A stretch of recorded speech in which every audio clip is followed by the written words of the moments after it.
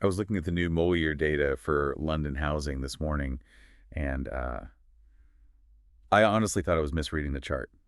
84%. It looks like a typo, doesn't it? But no, it's not. That is the actual scale of the collapse in house building over the last decade. Collapse is the right word. I mean, we're not talking about a market correction here. It feels like the entire sector just stopped.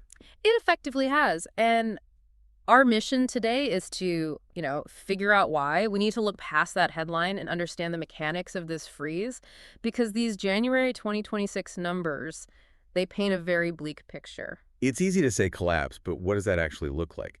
Take us back to when things were better.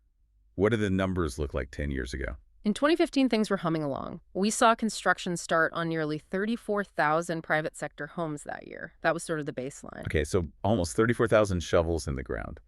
And 2025, Just over 5,500 from 34,000 out.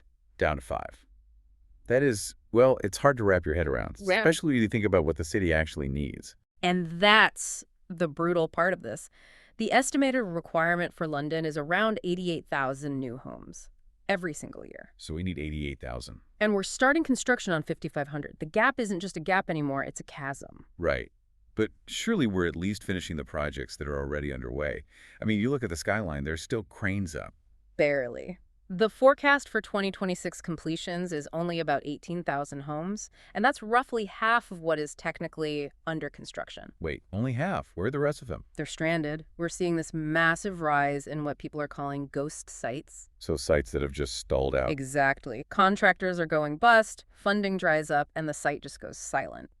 Right now, there are over 5,000 homes just sitting half-built across 51 different developments. That's just eerie. Ugh. 51 sites. But is this just about materials getting too expensive?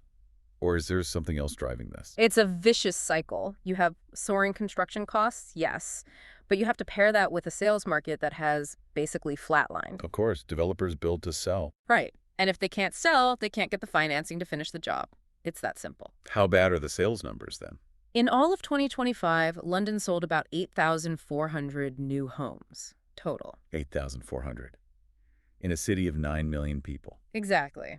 And to put that in perspective for you, the analysis suggests that to meet national targets, we should be selling 22,000 per quarter. Per quarter. So we need 22,000 every 3 months, and we're barely managing a third of that in a full year. The target isn't just missed, it's like irrelevant at that point. It is, and this brings us to the political fallout, which is, it's getting very loud.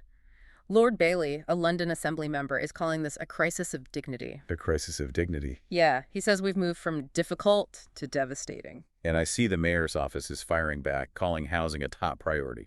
But honestly, hearing top priority while looking at a 92% shortfall against government targets Yeah. just feels like damage control. It's a 92% miss against a 2-year target of 176,000 homes. There. So, regardless of the press releases, that math is the reality on the ground.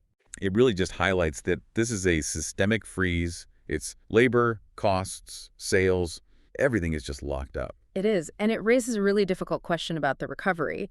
This isn't a switch you can just flip back on. Right. Because if starts are driven by sales and sales are at rock bottom, even if the economy bounces back tomorrow, how long does it take to restart a machine that's been completely shut down? It's a sobering thought.